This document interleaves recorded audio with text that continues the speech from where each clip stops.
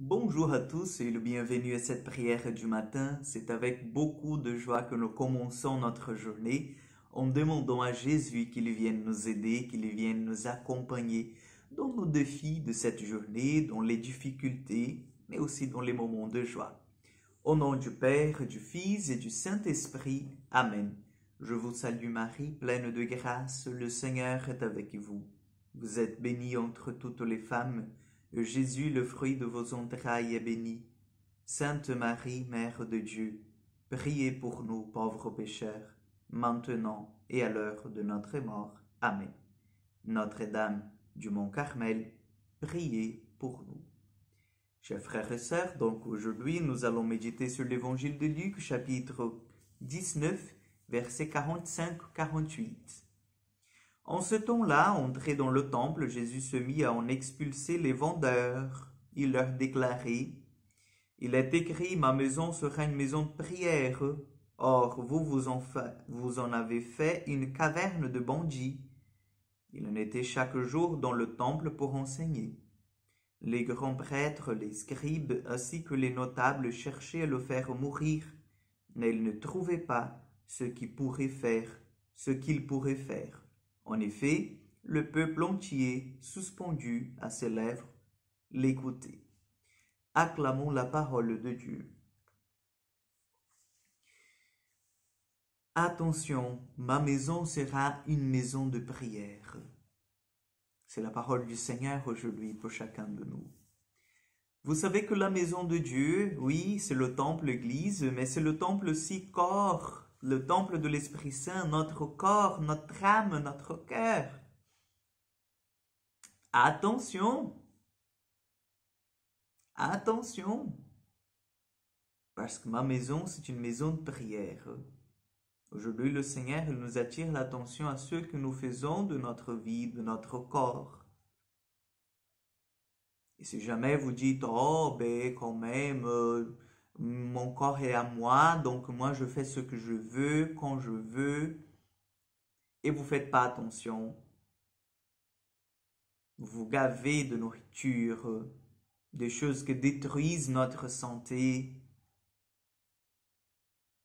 vous vivez n'importe comment, vous savez en fait que là, vous êtes en train de détourner le sens de ce que le Seigneur il a voulu en nous donnant encore. Le Seigneur il a voulu habiter en nous. Le Seigneur il a voulu habiter dans nos âmes.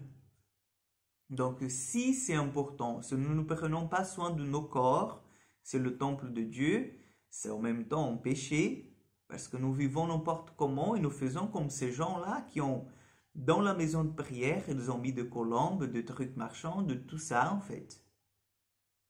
Non, non. Et en plus, aujourd'hui, c'est, je dirais, pardon du mot que je vais utiliser ici, mais c'est affreux de voir des gens qui font des modifications dans leur corps. Ah, parce qu'ils ne sont pas contents avec le nez qu'ils ont, ils ne sont pas contents avec la bouche qu'ils ont, ils ne sont pas contents avec... Et encore pire, il y a des gens qui font des modifications pour ressembler des animaux. Ah, parce que j'aime bien les chats, donc je vais faire ceci pour ressembler à un chat. Ou des gens qui font d'autres choses pour ressembler à un tel, une telle. Ah, parce que moi je trouve qu'il est joli, qu'elle est belle, donc je veux en fait être semblable à celui-là, à celle-là. Non, le Seigneur nous a façonné ce corps que nous avons. Donc, nous devons être dans l'action de grâce. La maison du Seigneur, c'est une maison de prière. Nous devons plutôt, en fait, nous centrer sur le sens du corps. Et le sens du corps, c'est Saint Paul qui vient nous révéler, temple de l'Esprit. Et vous savez, chers frères et sœurs, que lorsque Jésus est venu, nous allons méditer cela dans les semaines qui vont venir, parce que nous allons entrer dans la semaine dans la période de l'Avent. Vous savez très bien que Jésus a voulu prendre notre humanité dans la totalité, c'est-à-dire il avait un corps. Un corps. Jésus, il n'avait pas seulement quelque chose de semblable à un corps, il n'était pas un esprit qu'on pouvait voir un esprit qui avait une forme d'un corps. Non, il avait un corps vraiment. Dieu a son corps à lui. Vous voyez, c'est sérieux, c'est assez grand. Donc, demandons au Seigneur aujourd'hui qu'il nous aide à prendre soin de notre corps, que c'est sa maison aussi, la maison de prière, la maison où il habite. Le Seigneur soit avec vous. Que Dieu Tout-Puissant vous bénisse et vous garde, le Père, le Fils et le Saint-Esprit. Amen.